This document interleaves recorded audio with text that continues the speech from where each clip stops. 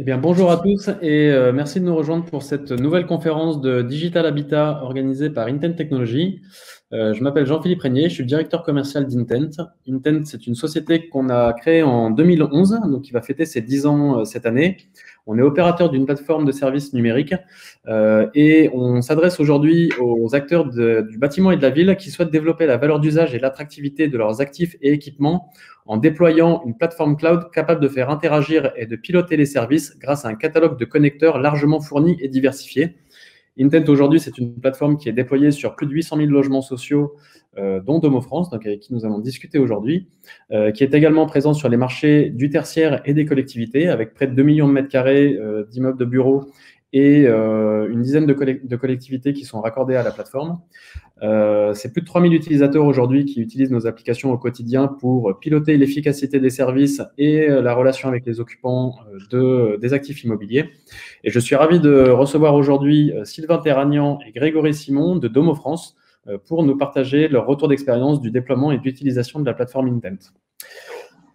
Sylvain, Grégory, bonjour. Est-ce que je peux vous demander de vous présenter et puis de présenter rapidement Domo France aux personnes qui nous regardent?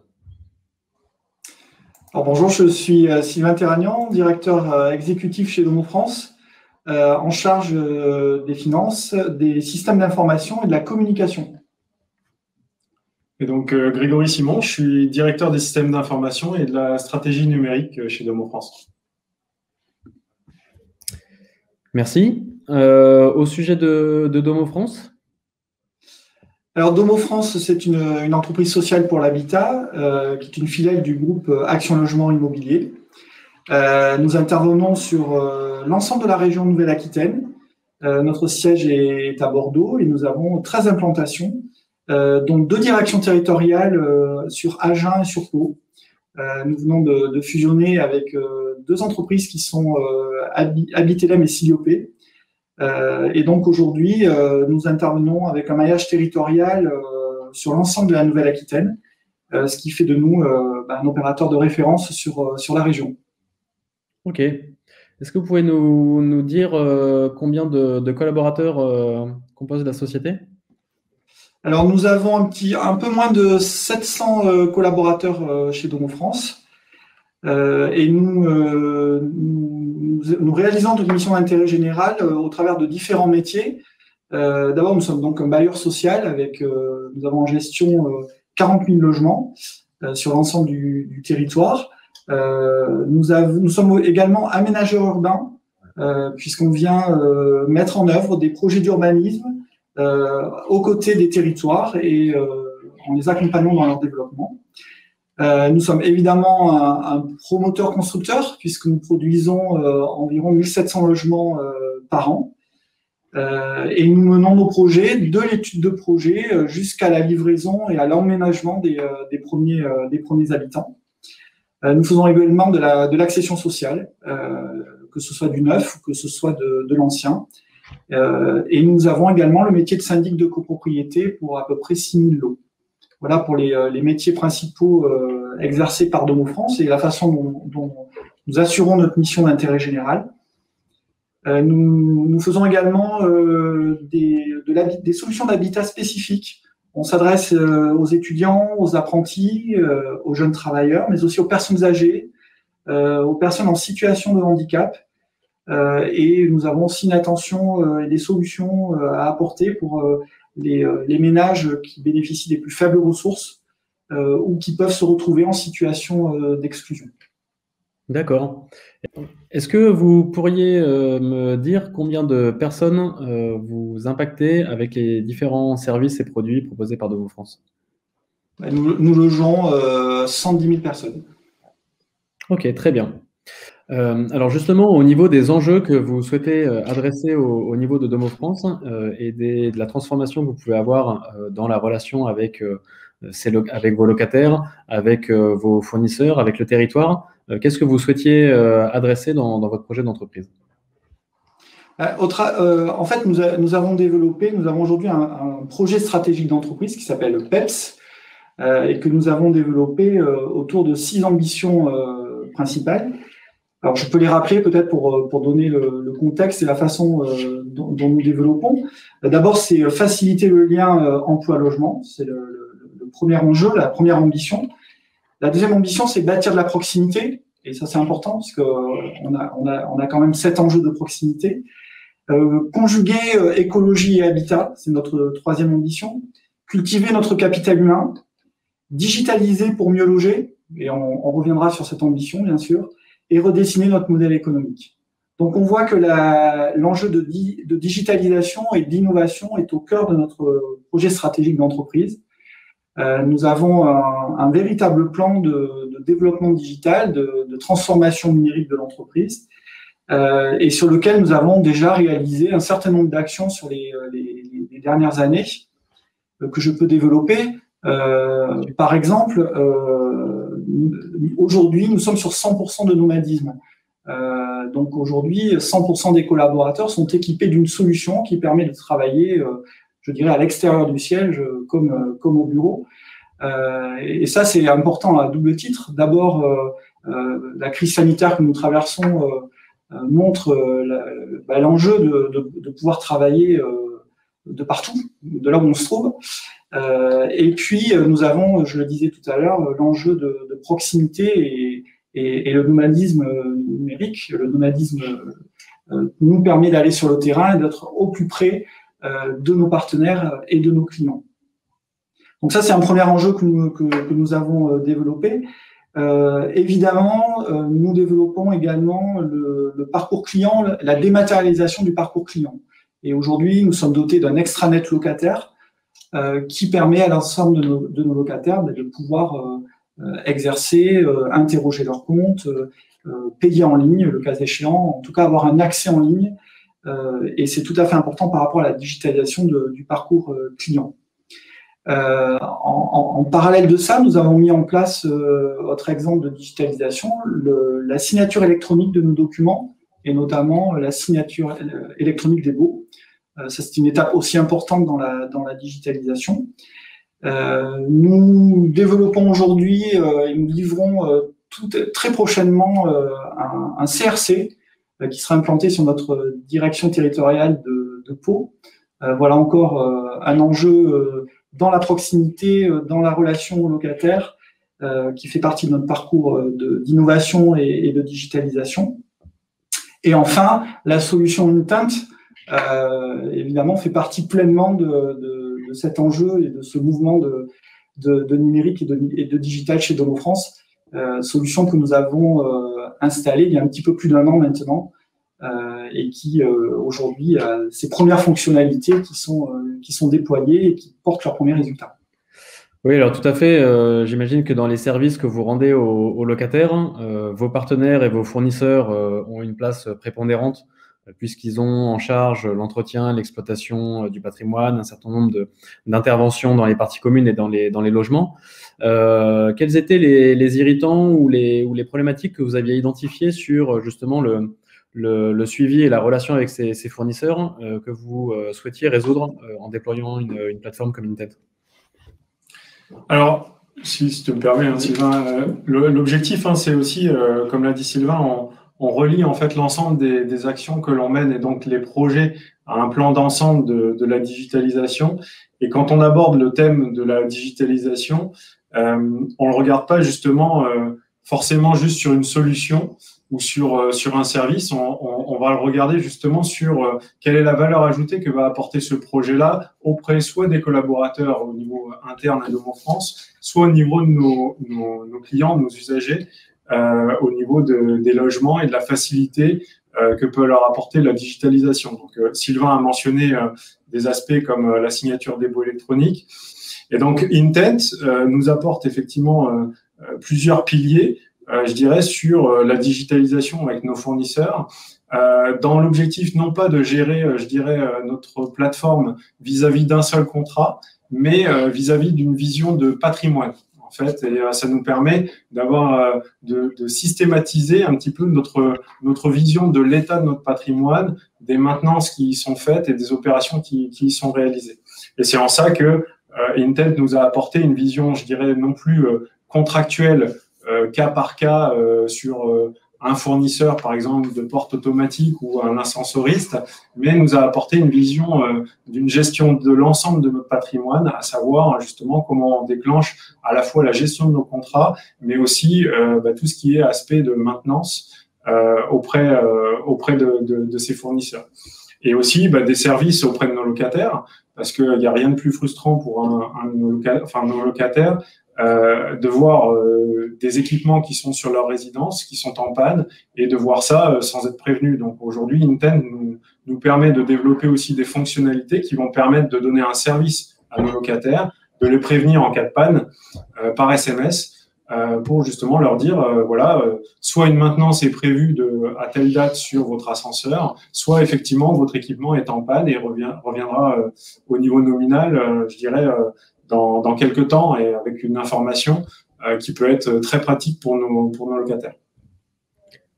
On voit qu'on est sur l'enjeu de proximité augmentée, finalement, avec l'ensemble de nos clients, avec un enjeu également de confort et de sécurité augmentée pour les locataires, de meilleure visibilité, et puis l'enjeu de maintenance prédictive, finalement, de façon à pouvoir anticiper et gérer au mieux les problématiques qui peuvent se passer sur nos bâtiments. Ok. Et aujourd'hui, les services qui sont raccordés à la plateforme et que vous suivez en temps réel, quels sont-ils ? C'est surtout de pouvoir déclencher, par exemple, une intervention directement à partir de la plateforme. Aujourd'hui, un gardien justement qui voit un équipement qui est sur le terrain, en fait, qui serait défaillant, peut tout de suite déclencher une opération de maintenance. Ce qui nous intéresse aussi, et c'est ce que je disais, c'est de pouvoir faire de la maintenance un peu prédictive, en disant plutôt d'attendre que l'équipement tombe en panne, de pouvoir récolter de la donnée pour pouvoir anticiper des maintenances et éviter un surcoût, je dirais, sur un bris d'équipement, et surtout le fait que nos locataires soient pénalisés en fait par un équipement qui serait défaillant. Donc l'aspect maintenance prédictive a un intérêt à la fois pour le locataire, parce que de faire de la maintenance en avance de phase plutôt que quand c'est cassé, généralement ça lui coûte moins cher in fine, et en plus il a l'équipement qui est toujours disponible, toujours accessible. Oui, alors justement, vous disiez tout à l'heure que l'enjeu du numérique, c'est de bouger le paquebot sans laisser personne à quai. Et on voit bien que dans votre relation client, il y a plusieurs composantes. Il va y avoir le gardien, le centre de relation client, éventuellement des outils digitaux demain qui s'adressent à différentes populations. Et il faut pourtant que ces différentes composantes, elles aient accès aux mêmes données de maintenance en provenance des fournisseurs pour pouvoir donner le même niveau d'information. Donc là aussi, on est dans une logique de pouvoir adresser le plus grand nombre de personnes avec ces informations-là. Aujourd'hui, effectivement, non, allez-y, je vous en prie. Dans l'organisation et dans le projet de digitalisation au sens large, on voit bien que, et Intent en est un exemple, on voit bien qu'on embarque tous les métiers, on embarque tous les collaborateurs, tous les partenaires, prestataires, et locataires, c'est l'affaire de tous, puisque on connecte vraiment l'ensemble des parties prenantes autour de notre système.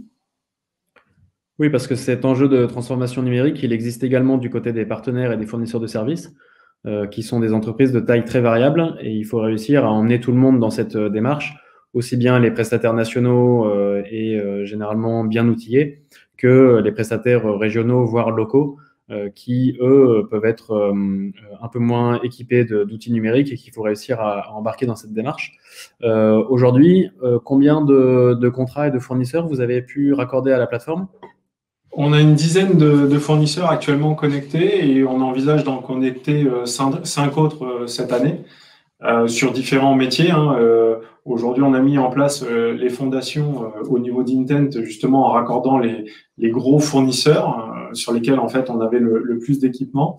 Mais aujourd'hui, on est en train d'étoffer un petit peu l'offre de connexion de ces fournisseurs-là à d'autres types de fournisseurs. Pour l'instant, on avait fait tout ce qui était ascensoriste et chauffagiste. On est en train de faire rentrer justement tout ce qui est porte automatique pour pouvoir faire en sorte d'étoffer un petit peu l'utilisation de la plateforme. L'essentiel, c'est de pouvoir avoir, comme vous le disiez, une plateforme qui puisse s'adapter aussi bien aux gros fournisseurs qu'aux petits, qui soit complètement agile, flexible, c'est là où aussi notre réflexion s'était portée par rapport à Intent, c'est d'avoir une plateforme qui puisse être suffisamment agile pour pouvoir connecter tous ses fournisseurs, qu'elle puisse mettre à disposition ces données autant qu'en recevoir, donc qu'elles soient complètement, comme on dit en jargon informatique, APIsables, le fait qu'on puisse la connecter très facilement, parce que un des freins, pour revenir à votre question de tout à l'heure, un des freins à la digitalisation, c'est la complexité. C'est-à-dire, si on commence à faire quelque chose d'une usine à gaz trop complexe, ça va être un frein trop important à la digitalisation et les utilisateurs comme nos clients ne vont pas y adhérer. Donc, l'intérêt de la plateforme Intent, c'était justement qu'elle soit complètement agile et qu'elle puisse s'interconnecter avec l'ensemble des fournisseurs, quelle que soit leur taille, quelle que soit leur maturité par rapport au digital, et qu'elle puisse en retour aussi s'interconnecter avec nos systèmes avec la même agilité. Alors aujourd'hui, justement, combien d'utilisateurs côté Domo France ont accès à la plateforme et sur quels canaux est-ce qu'ils l'utilisent? Alors aujourd'hui, on a un peu plus d'une centaine d'utilisateurs différents qui s'y connectent tous les mois sur la plateforme. Ils s'y connectent soit directement à travers le portail Intent, soit par l'application. Le taux d'utilisation est relativement stable sur ces deux canaux-là. Voilà, on est à peu près une centaine d'utilisateurs aujourd'hui et notre objectif sur 2021, c'est qu'on ait de plus en plus d'utilisateurs justement qui s'y connectent avec le développement de nouvelles fonctionnalités. Ok, donc une centaine d'utilisateurs, j'imagine que ça couvre des fonctions assez différentes dans l'entreprise. Aujourd'hui, les grands utilisateurs types, ils occupent quel poste? Alors, on a bien évidemment l'ensemble des fonctions qui gèrent les contrats chez Domo France, qui justement se connectent à la plateforme Intent pour pouvoir avoir tout un tas de statistiques sur justement l'évolution des contrats qui sont faits sur la plateforme. Mais on le citait tout à l'heure, il y a aussi par exemple nos gardiens qui, quand ils constatent un équipement défaillant ou inadéquats peuvent se connecter à la plateforme pour déclencher des interventions. Est-ce que justement dans les perspectives que vous avez d'aller chercher d'autres utilisateurs, il y a des fonctions que vous n'aviez pas forcément imaginées au départ? Je pense par exemple aux achats, à la maîtrise d'ouvrage ou à ces personnes-là qui peuvent avoir besoin de données historisées sur les contrats ou sur les pannes ou sur les interventions pour les aider à la décision dans leur métier. Oui. Vas-y. On va répondre ensemble, mais vous évoquez là globalement le partage de la donnée et l'enjeu de la data qui est un enjeu majeur, c'est-à-dire que aujourd'hui les premiers métiers se sont connectés. Effectivement, on a donc à disposition un ensemble de données et l'enjeu maintenant c'est de pouvoir partager et de diffuser au travers d'autres métiers qui n'ont pas été impliqués spontanément ou nativement dans le projet, mais qui vont venir pouvoir partager de la data sur les contrats, sur les incidents, sur la maintenance ou autres problématiques qui peuvent remonter par le biais de la plateforme. Et on citait aussi tout à l'heure la mise en place du CRC, donc du centre d'appel. Donc en fait, un utilisateur, un de nos clients pourrait nous appeler pour en savoir où en est son intervention. Et en fait, c'est l'objectif, c'est que la donnée puisse remonter aussi jusqu'au CRC pour donner en fait un statut sur l'intervention qui est en cours chez un de nos locataires. Donc c'est pour ça que l'enjeu de la data est important et c'est un des choix aussi qui nous a motivé sur le choix Intent, qui est de pouvoir faire remonter toute cette information sur des profils d'utilisateurs complètement différents.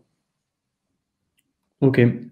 Qu'est-ce que ça a changé à ce stade dans la relation que vous avez avec les fournisseurs et les locataires?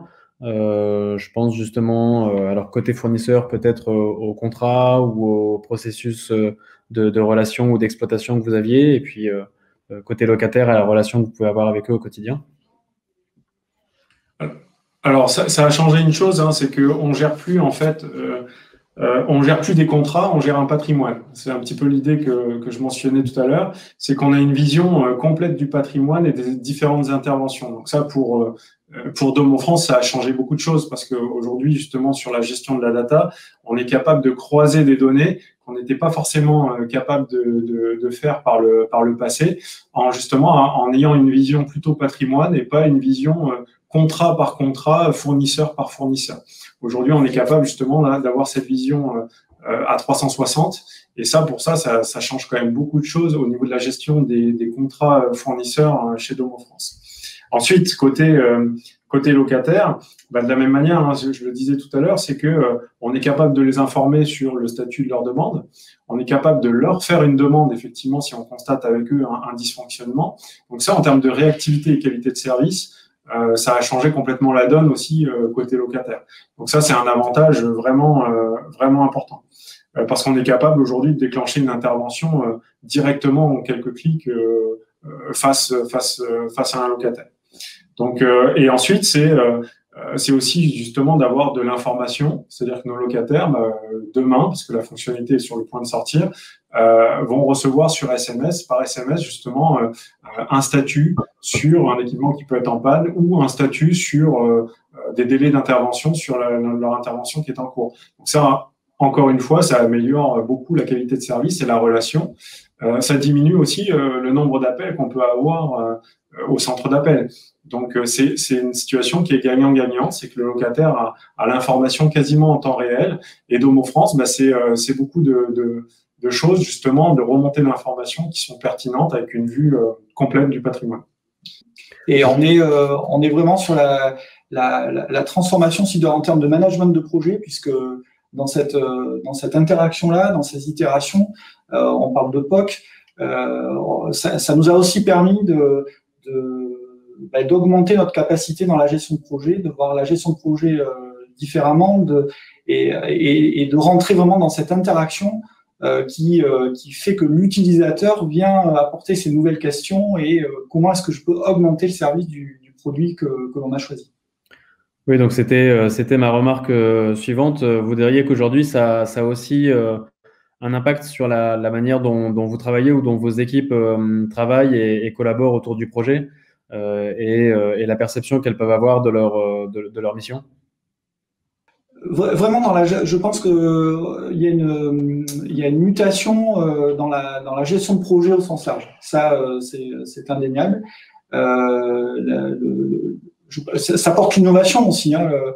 Quand on innove, on peut avoir une première solution, une itération, revenir en arrière, rebondir sur un échec ou sur quelque chose qui n'a pas fonctionné comme on l'attendait.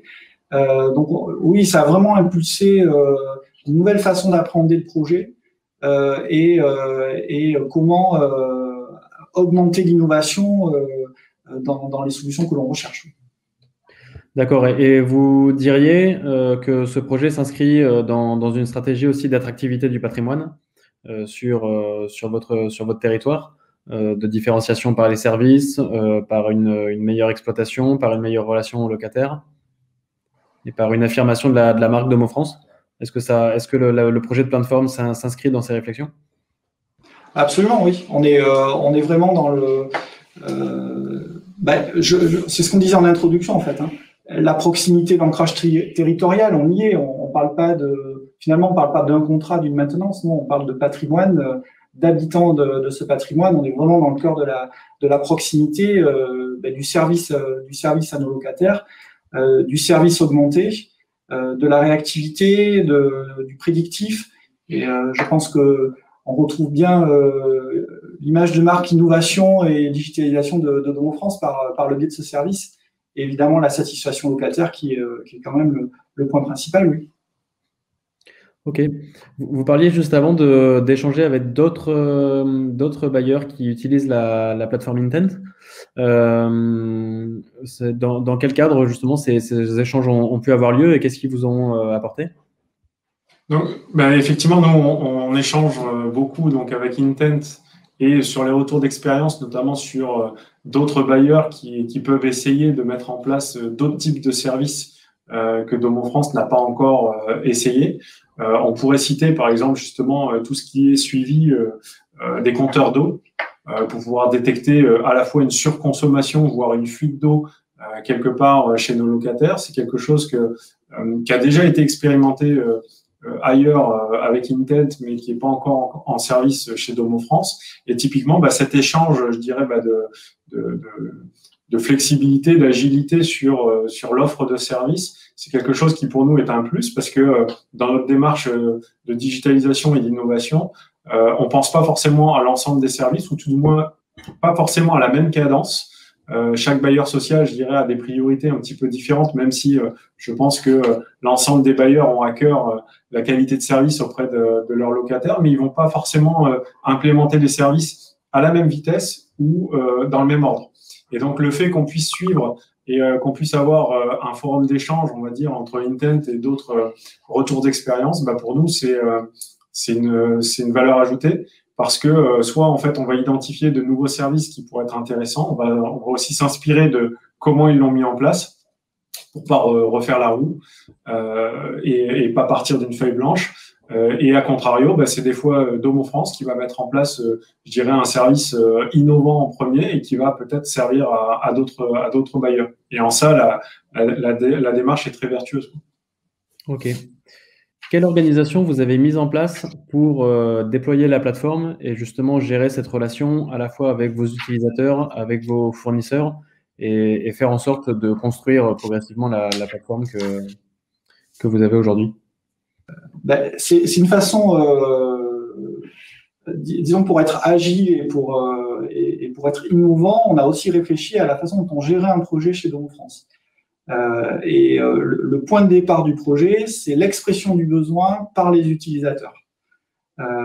Des fois, au point de départ de la gestion de projet, on a une idée, mais on ne sait pas exactement ce qu'on souhaite. Ou alors, on avait un outil fonctionné, on dit tiens, c'est cet outil qu'il me faut, mais bon, nous on s'est dit non, il faut vraiment, il faut arriver à gérer ça par itération. Avec les POC, on peut se tromper, on peut revenir. Et on avance. Donc vraiment, c'est venu modifier la façon d'appréhender ce qu'on pouvait appeler un projet informatique de façon hyper restrictive en fait. Et justement, c'est surtout pas un projet informatique. Donc oui, c'est venu quand même apporter une autre maturité de gestion de projet dans l'organisation de Domo France. Et cette approche, elle est vraiment gagnant-gagnant puisque l'utilisateur apporte sa définition, son besoin. Nous, on apporte la compétence en gestion de projet, mais aussi dans l'accompagnement, l'apprentissage, l'outil, comment est-ce qu'on va livrer finalement l'outil aux utilisateurs. Et puis après, on est aussi présent dans l'itération, c'est-à-dire que c'est ce que je disais tout à l'heure, aujourd'hui, on est plus dans des « Ah, j'aurais besoin de ça en plus, et j'aurais besoin de ça en plus ». Donc c'est vraiment cette interaction-là qui nous pousse dans l'innovation et dans l'agilité et dans une appréhension différente de la gestion de projet chez Domo France. On est vraiment dans le projet de digitalisation, on est dans le projet de services augmentés, on est dans le projet de proximité, on est vraiment dans le projet d'innovation. Voilà, je pense qu'on retrouve à peu près tout ce qui fait que Domo France avance dans son projet global on parle de stratégie numérique ou de révolution numérique, je ne sais pas, mais en tout cas, le projet d'une telle plateforme s'inscrit pleinement dans cette mutation et dans cette transformation, à la fois de l'outil, mais vous l'avez compris, à la fois dans la façon de travailler, de partager la donnée et d'envisager ce qui pouvait être un contrat ou une relation avec un fournisseur de façon beaucoup plus large, puisqu'on a parlé de gestion de patrimoine, de service à la personne, de proximité, mais aussi de partage, de gestion de data. Voilà, il y a vraiment tout un spectre beaucoup plus large que la relation fournisseur dans le contrat de maintenance avec Domo France. Très bien. Eh bien, merci beaucoup pour ce partage d'expérience.